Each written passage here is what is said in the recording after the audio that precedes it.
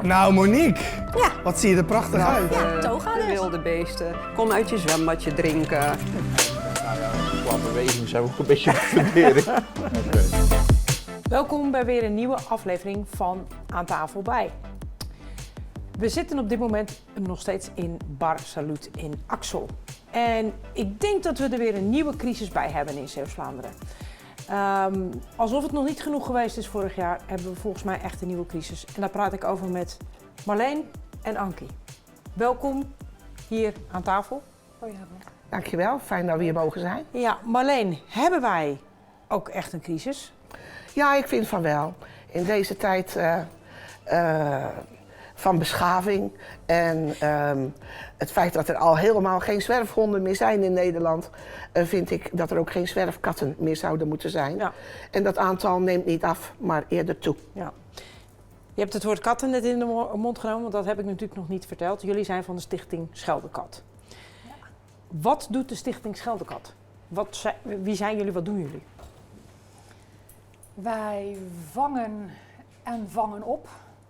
Ja. Katten, zwerfkatten, worden katten gevangen op bedrijventerreinen, boerderijen. Zijn het verwilderde katten, worden ze gesteriliseerd en gecastreerd en gechipt. Teruggezet waarna ze eten krijgen op die plek. En voorts vangen wij ook veel tamme katten op, die wij daarna een nieuw huisje bezorgen. Hoe lang doen jullie dat al met de stichting Scheldekat? Is dat van gisteren gestart of Nee, 30 jaar. 30 jaar? Ja.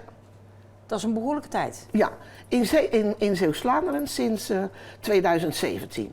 Want hier was eerst de Sophia Kattenbond actief. Die zijn daarmee gestopt in 2016 en die hebben het aan ons overgedragen. Dus sinds 2017 zijn wij actief in Zeeuws-Vlaanderen. Ja, maar daarvoor bestond er dus al een Ja. vergelijkbare instantie Ja, die zich daar ook al mee je kunt bezig het hield. ermee vergelijken. Ze vingen in ieder geval ook zwerfkatten op. Het verschil is wel dat wij ze terugzetten in hun leefgebied. In overleg met de grondeigenaar. En ze daar dan ook gaan verzorgen. Ze krijgen van ons slaaphuisjes en ze krijgen van ons eten levenslang. Zo beheren we ook het groepje en neemt het aantal van nature af. Ja. En als daar een nieuwe kat bij komt, dan hebben wij die heel snel gezien. En die kunnen wij dan nog herplaatsen als dat een tamme kat betreft. Hoeveel zwerfkatten zijn er nu in Zeeuws-Vlaanderen? Heb je daar enige cijfers van? Ja, vanaf 2017 hebben wij meer dan 1000 zwerfkatten gevangen in Zeeuws-Vlaanderen. We vangen er per jaar denk ik zo'n 100, 150. Dus vanaf 2017 Ik denk dat we de helft vangen. Ja. En dan De zou ik helft. al blij zijn als we de helft vangen. Dus uiteindelijk, er lopen er nog genoeg rond. Zeg maar ja, dat is niet inzichtelijk te brengen hoeveel het zijn. Tenzij het aantal afneemt wat jullie jaarlijks vangen. Nee, dat aantal neemt niet af. En we hebben bijvoorbeeld een hele goede gemotiveerde vrijwilliger in Breskens. Die alleen al in Breskens in een paar jaar tijd meer dan 100 zwerfkatten heeft gevangen. Dat is toch ook wel heel veel. Alleen maar in Breskens. Ja. Meer dan 100. Dan was mijn uitspraak van we hebben een nieuwe crisis. Die is toch wel echt aan de orde, denk ik dan. Ja. Je gaf net aan... Sorry. Je gaf net aan dat je ze natuurlijk vangt, opvangt, chipt en verzorgt. Ook in de medische zin natuurlijk, want jullie laten ze controleren. Ja. Of er het een en ander aan de hand is. Sommige katten zijn ziek en hebben meer behandeling nodig. Of ze hebben een manke poot. Of ze willen niet eten. En dan moeten we toch ook uit gaan zoeken hoe het komt. Want die zetten we niet zo terug. Nee. Alle katten krijgen de medische behandeling die ze nodig hebben. Ja. Zijn er dan ook heel veel van die katten die ook gewoon echt een goede medische behandeling nodig hebben, omdat ze ziek zijn, bepaalde mankementen hebben, omdat ze inderdaad op die manier moeten leven? Ja, wel een aantal sowieso. En dan praat ik nog over simpele dingen. Een lintworm komt vaak voor. Ja. Maar is toch heel vervelend voor zo'n kat, moet toch behandeld worden. Maar het gebeurt echt geregeld dat we katten hebben met tumoren. En die hebben dan ook meer onderzoek nodig om daarachter te komen. Die moeten onder narcose gebracht worden. om ze goed te kunnen bekijken. Ook dat gebeurt. Plus katten met gebroken poten. Of de poot niet meer te redden. Pootamputatie. Ja. Komt ook Ja. nog vrij veel voor. Komt genoeg voor. Ja, Ja. aanvullend.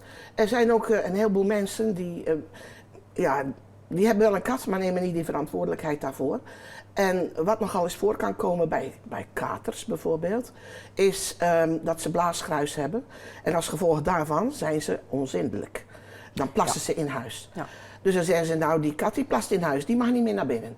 En vervolgens laten ze die kat aan zijn lot over. Ja. En uiteindelijk, die kat die gaat er slechter uitzien, want het is niet zo dat elke zwerfkat voor zichzelf kan zorgen.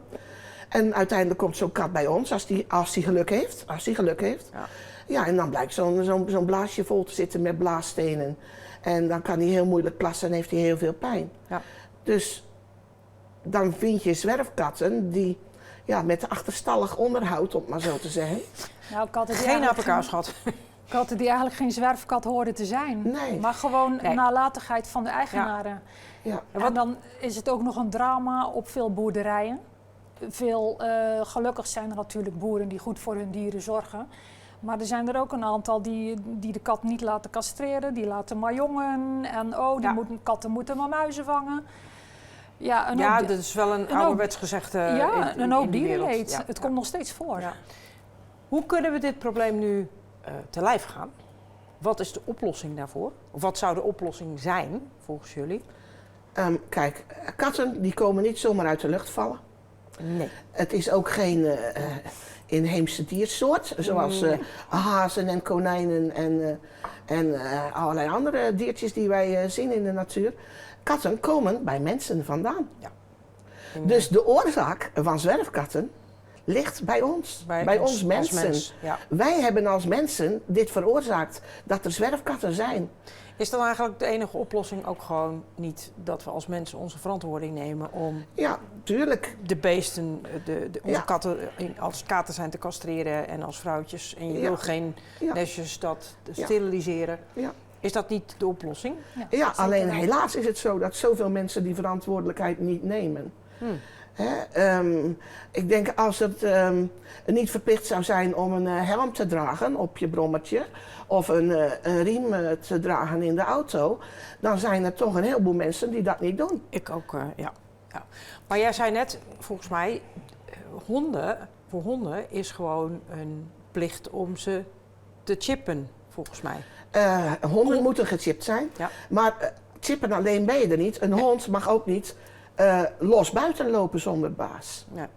En vroeger was dat zo. En dan had je dorp en al die honden die liepen gewoon los. Ja, dat bedoel ik. En die kwamen thuis om te eten en dat liep los en dat kreeg puppies en weet ik het allemaal.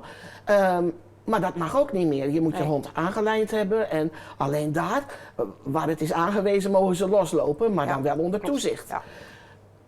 Je kunt natuurlijk voor katten ook regels opstellen. En wat een heel goede en effectieve maatregel is gewoon castratie verplichten van katten die in de openbare ruimte komen.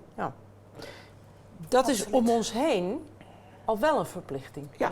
als jullie goed snappen. Dus in België. in België, we zitten hier natuurlijk kort aan Ja. de Belgische grens, is dat natuurlijk al wel een... Ja, sinds 2018 is dat daar verplicht. Castreren en chippen, daar mag geen kat van eigenaar veranderen zonder dat hij gecastreerd is. Kittens worden er nog wel geboren, maar in veel mindere mate. Ja. De aantallen in de asiels zijn drastisch naar beneden. Ook het aantal zwerfdieren is afgenomen. Ja.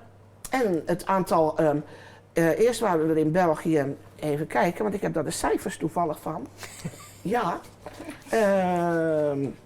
eerst was, ik dacht 67% van de katten in België gecastreerd. Voordat Ja, het verplicht werd. Voor de verplichting, ja.